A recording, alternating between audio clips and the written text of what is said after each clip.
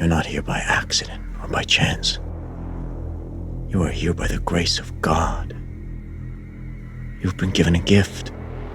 Now it remains to be seen whether you choose to embrace it. I did not ask for this. I was chosen.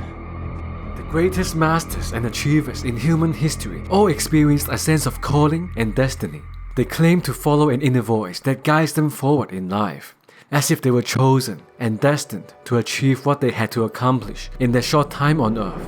They willingly and religiously devoted their life into their life's work, making valuable contributions to the world and advancing the human culture. Joseph's seed was white. We are not here by accident or by chance. Scientists estimated that the chance of us being born and existing as an individual are about 1 in 400 trillion. Each of us is a highly unique individual with one-of-a-kind configuration of DNA, particular character of the brain, and experiences shaping who we are today that are unlike any others. This uniqueness must have a purpose. By cultivating and allowing this seed of uniqueness to grow, it will lead us onto a unique path to follow. That is the path towards becoming a complete individual. The greatest masters of the world became who they were meant to be, only because they chose to embrace their gift. You have been given your uniqueness as a gift as well. If you haven't discovered what it is, don't worry. Start being more aware and pay attention to what draws your interest. Famous psychologist Jordan Peterson mentioned that your attention is led by your future self. We cannot explain why we are drawn to certain subjects. They are almost like our future self, beckoning us to follow the path. By investing in our passions and actively developing them into specialized skills, even combining several skills into one unique package, we are embracing our gift that will help us discover the best version of ourselves. That's what gives us meaning in life, to become an irreplaceable individual. Just like Greg Brick heeded his calling of becoming a great actor, so he was chosen to be the father in Far Cry 5. We have forgotten what it is to be strong. Cull the herd.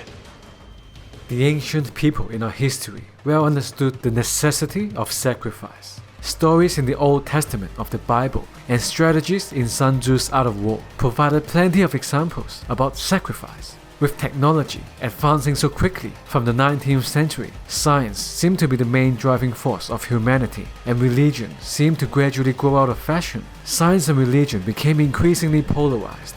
Philosopher Friedrich Nietzsche declared his most famous line, "God is dead," in 1884, showing his concern that human beings had killed God. With our scientific revolution, today, we easily take for granted the comfort and fun of playing Far Cry 5 in front of a 65-inch TV in a cozy apartment living room. We certainly forgot how tough our ancestors were to survive in the wild. We have forgotten how to be strong, forgotten we are here with a purpose to fulfill. Jacob Seed in Far Cry 5 repeatedly showed his disdain for the materialistic lifestyle of the modern capitalist society. After surviving the Gulf War, he firmly believed that his purpose was to fulfill the will of Joseph's seed, to prepare the Eden's Gate for the collapse which the Father had prophesied. In order to make this happen, he believed all humans had to go back to the roots and basic way of living, to have faith in God again, stripping away every piece of unnecessary attachments and even killing all the weak people for the greater good, culling the herd. Jacob was a crazy and archaic character who had gone too extreme, but his philosophy might actually be useful to us if we could apply it to ourselves psychologically. If we think about our own personal development, there is always a better version of ourselves waiting for us to tap into, but we genuinely take longer than necessary to move forward and take action because we are holding on to our old habits and thinking that made us feel secure and comfortable. Our fear of the unknown and even the devil's discouragement might also be stopping us.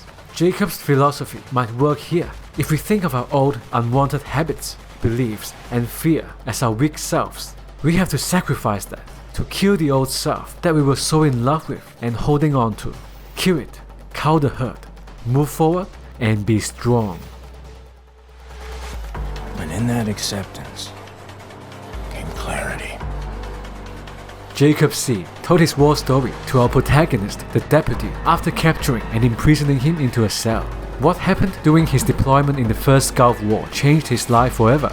Jacob and his squadmate, Mila, got separated from their SEAL unit after an ambush. They were lost in the desert with no food, no water, no radio. After 8 days of walking, the wolves were closing in, and Jacob knew they were as good as dead.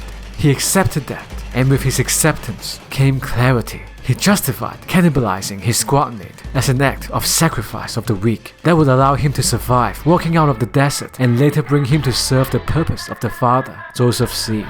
That was all fucked up. Jacob could have tried hunting with his expert survival skills instead of killing his own friend. It certainly wasn't what he wanted to do. He claimed that it was what he had to do. That was his test. Anyway, that was all in the past and no one can change what happened in the past. The point I'm trying to make here is that if something happens to us that we wish it had not happened, the only thing we can change is our opinion.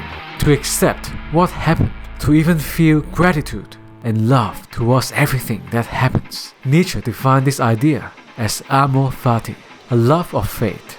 Acceptance and love of what happens brings clarity and joy. But of course, if you're not a psychopath like Jacob, accepting to commit evil crimes will hurt your conscience and make yourself tormented by unbearable guilt. I spent my entire life looking for more things to say yes to. John's seed was a yes man. That's why he was so loved by the cult leader Joseph's seed and the brothers and sisters of Eden Gates. His philosophy might sound very positive, motivating, and even inspiring, but if you ask me if we should follow this advice for life or not, I would say both yes and no, depending on what are the things to say yes to. As mentioned in the first point, we are all born unique with a purpose and calling to fulfill. If we accept this, we are embracing our gift and welcoming the call to adventure towards our hero's journey. On this path of becoming the hero of our true self, we face many demons and temptations and distractions that want to lure us off our path. We must be vigilant and able to identify and say no to those time-consuming shit that tend to drive us into an obsession or addiction. Because if we are not careful, those seemingly small impulses will keep us chained and enslaved in our status quo. So start saying no to all the things that have nothing to do with our calling. Shoot to kill all the demons so that we can make room for saying yes to the things that truly matter, that advances us towards the hero of our true self and to the calling of our Father. How does that sound, John? I guess you won't hear me, because when you were so busy trying to get people to say yes all the time, you got yourself killed. What a disgrace. But God is watching us, and He will judge us on what we choose in this moment. Do you dare to say that you believe in God? God can mean many different things to many people. Everyone has a different definition of God. To some people, God is Jesus Christ. Some people think God is the mysterious power of the universe. To some people, the sun is their God. I have no right to judge your answer. The truth is whether you are a believer or not. An inner God exists within every one of us. Famous Swiss psychologist Carl Jung had this insight: the highest ideal that a person holds, consciously or unconsciously, that is their God. In other words, it could be the best possible version of ourselves that we can conceptualize. That's who we should strive to become, who we are meant to be in this life. Even if you're not religious, psychologically there is a part of our brain that automatically keeps track of our current status, operating in an unconscious level and constantly comparing it with what is qualitatively better to our highest ideal. For example, if we unknowingly made choices that drove us further away from our highest ideal, we might not know it at that moment yet, but eventually we will feel the sting of our conscience. So, if we could start living our lives with careful observations and awareness of ourselves in every moment, to make choices and act truthfully according to the realization of our highest ideal, maybe we can be one step closer to God every day. Living in this way, there is no need to fear judgment if what we choose from moment to moment is responsible and righteous. Thank you for watching. If you like our idea of combining video game wisdom and inspirational video game music with motivation, make sure you subscribe to our channel. Be an inspired gamer. And Miseyxo. See you in our next video.